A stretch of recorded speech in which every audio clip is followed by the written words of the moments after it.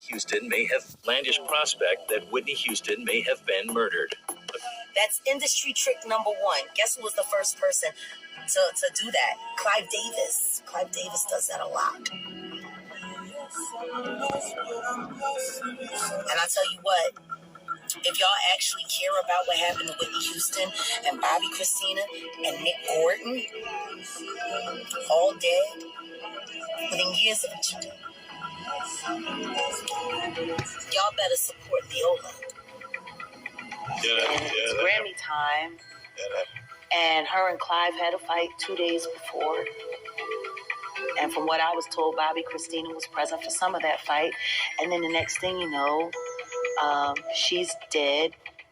Ray J was the last person to see her alive. He let the drug dealer in, but she was sober, right?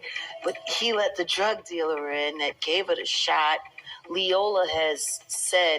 Leola Brown, Bobby Brown's sister, has said on several occasions that Jaguar Wright has stood 10 toes down on exposing the real truth about what happened to Whitney Houston and Bobby. And it seems like she has receipts this time that prove Clive Davis sacrificed both Whitney and Bobby. Clive Davis is one of the wealthiest and most influential men in music. But like anything related to the industry, Clive's money and success are allegedly tainted with the blood of innocent people he allegedly sacrificed for wealth. And Jaguar believes two of those people are Whitney and her daughter, Bobby. According to her, Clive wanted to get rid of Whitney and get access to her estate, so he had to get rid of Bobby as well. But he didn't work alone, and some of the people who allegedly helped him are Whitney's own circle, like her ex, Ray J.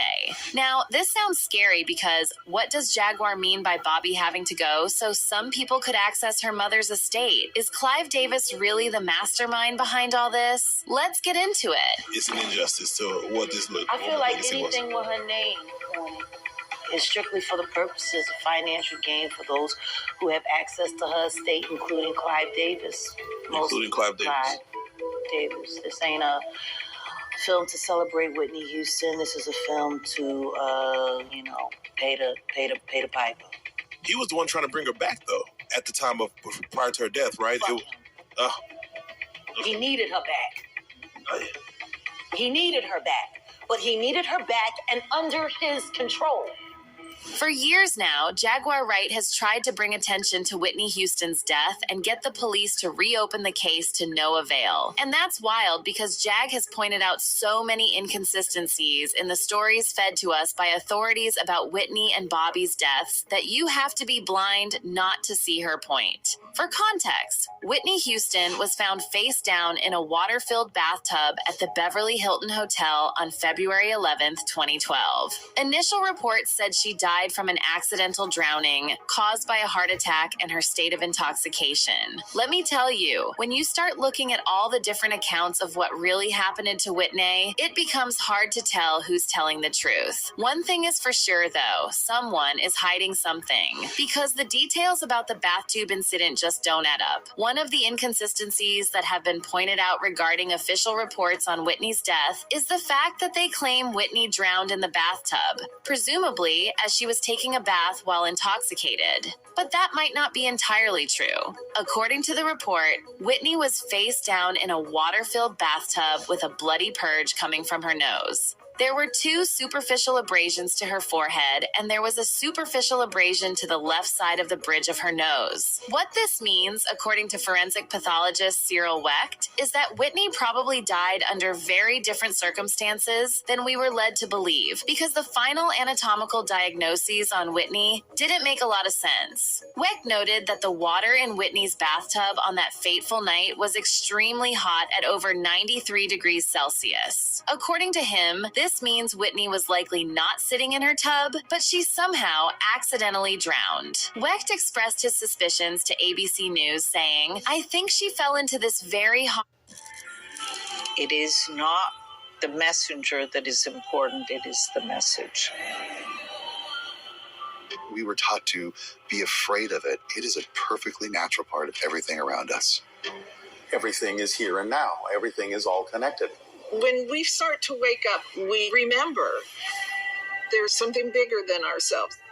water. That accounts for a little bruise that was seen in the left forehead area, some other pressure markings on the face, including the slight laceration of the lip, and the fact that she was lying face down. I think that this lady fell into the water. She was unconscious, dead or dying when she fell into the tub. But that's the craziest part of Weck's observations, because he went on to say, I do not believe that the death was due to drowning. Although I cannot rule out that she could have been in agonal moments and with her head submerged in water, that certainly could have contributed to her death. Woo! So, if anything this man has said is true, then the idea that Whitney was deliberately taken out by someone somewhere doesn't seem so much like a conspiracy anymore. Also, his observations line up perfectly with Jaguar Wright's belief that Whitney was beaten and then drowned in her bathtub. And that gave it a shot. Leola Brown, Bobby Brown's sister, has said on several occasions that she was beaten. They saw her body. She didn't just die in a tub, like she was beat up. And because if she was chilling in her bathtub and happened to have a heart attack, how come she had abrasions on her face? Where did the bus lip come from? And let's not even talk about the fact that the water in her bathtub was near boiling point. How could she have been bathing in such hot water in the first place? It seems more realistic that she was attacked first and then thrown into the tub of hot water by someone who forced her head into the water until she drowned or left her unconscious in the tub until she eventually drowned. What's even crazier is that a private investigator named Paul Hubel claims he has evidence that Whitney was murdered and that he has presented the FBI with that information. Paul Hubel is an ex-cop who has also probed the deaths of other high-profile celebrity drugs cases and suspicious deaths. And according to him, Whitney was taken out by two thugs sent by high-powered East Coast drug dealers to collect on a $1.5 million debt. According to Hubel, there is CCTV footage capturing both men going into Whitney's suit on that fateful night. Hubel claimed that these two men were unknown to most people at the Beverly Hilton that night, so they could have easily passed through without suspicion. But he also added that not all the people there were unaware of the presence of both men, and some of the people closest to Whitney might have known them. Another suspicious fact about Whitney's death is the fact that by the time investigators got there, some things in her room had been removed or moved to a different location from where they originally were at the time of the incident. The coroner in charge of Whitney's case reported that when he got to her hotel room, Whitney's California driver's license had been removed from the wallet, which was inside the purse. He also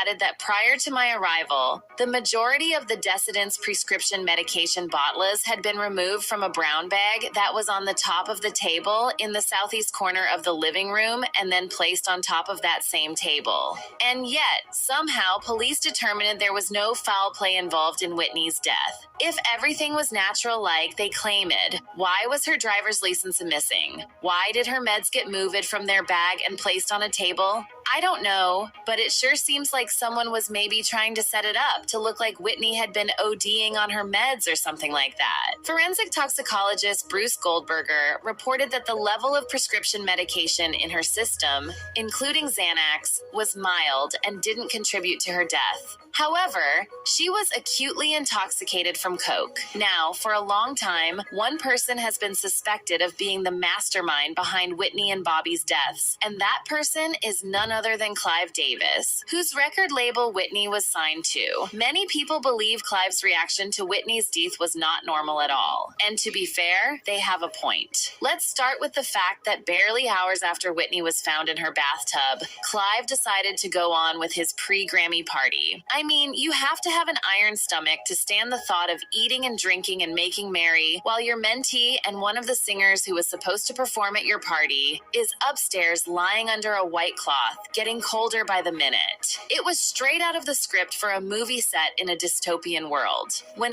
asked about why he decided to go on with the party, even after learning about the tragedy, Clive defended himself by saying he continued the party as a tribute to Whitney, and because that was what she would have wanted. He even went as far as saying her family did not want the party to be canceled. There were many. Why did you let the party go on? Of course, this is a personal thing. But the Grammys for the next night, you don't cancel. You turn an evening into a tribute. you did a magnificent evening. Into. Did you give a thought to canceling? Never. You never thought? Never. Did you ever think? And the family did not want.